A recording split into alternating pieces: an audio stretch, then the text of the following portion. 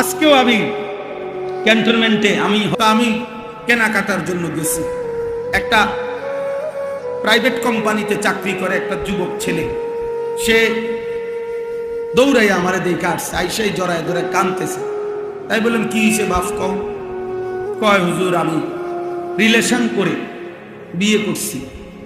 Relation মানে প্রেম করে বিয়ে করছি। এখন বিয়ে করলাম আজকে হুজুর 1 বছরের উপরে হয়, কিন্তু আমার বউ কোনোভাবেই আমার মা বাবার সামনেও যাইতে চায় না, তাদেরকে 1 গ্লাস পানিও আগায় দিতে চায় না কোনোভাবে। হুজুর আমি আমার সর্বোচ্চ অনুরোধ করছি, মা বাবার সামনে একটু কথাও বলতে চায় না। যে সে কোনোভাবেই তার এক বক্তব্য যে সে আমার এই গোলামি করতে পারবে না, সে আমার এটারে গোলামি করে, এটা নাকি গোলামি করা। এখন আমি কি করবো হুজুর? আমি কিছুই বুঝতেছি না। রাত করে একদিন তালাক দিয়ে ফেলছি, এরপরে এখন আবার সে বলতেছে থাকবে, এখন আসে। এখন আমি কোনো সুখ পাইতেছি না, শান্তি পাইতেছি না, কোনো উন্নতি পাইতেছি না।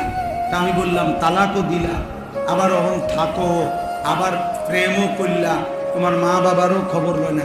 এত সদবদ কথা বললেন, জিন্দিগিটা তো একটা সদরবদর বানাই লাইছ। হ্যাঁ, যে মেয়েকে তালাক দিয়েছ, এবার তার প্রতি যদি তোমার হাজার ভালোবাসাও হয়, যে মেয়েকে তুমি তালাক দিছ, এবার যদি সে রাবেয়া বসরির মতো আচরণও করে, তারপরেও তো সে তোমার জন্য হারাম। তাই না? আমি তখন তাকে বললাম যে ভাইয়া, নাম বলে দিছি যে তুমি অমুকখানে যাইবা, একজন মুফতি সাহেবের কাছ থেকে লিখিত ফতুয়া নিবা এবং খুব দ্রুত গতিতে বিচ্ছিন্ন হবে, নাইলে জীবনটা তোমার আরো ধুকে ধুকে একদিন পথের কাঙ্গাল হইয়া একদিন ভিক্ষার থালা হাতে নিয়ে আনবে। কারণ এত বড় হারাম করো না। এই জন্য ভাইয়া, তোমরা যদি আমার কাছে কেউ শুনতা, আমার জীবনে সব সময় আমার পকেটে ছেলেরা কাগজ দেয়, অনেক সময় অনেক কত কিছু লেখে, আমার খাদেম যারা ওরা কত কিছু বলে।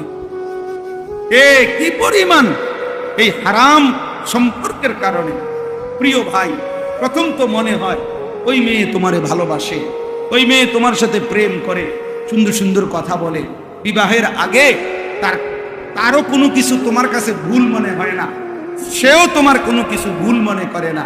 কিন্তু যেদিন থেকে বিবাহ হয়, সম্পর্ক ভালোবাসার পরে বিবাহ হয়, সেদিন থেকে দুনিয়াটা জাহান্নামের টুকরা হয়।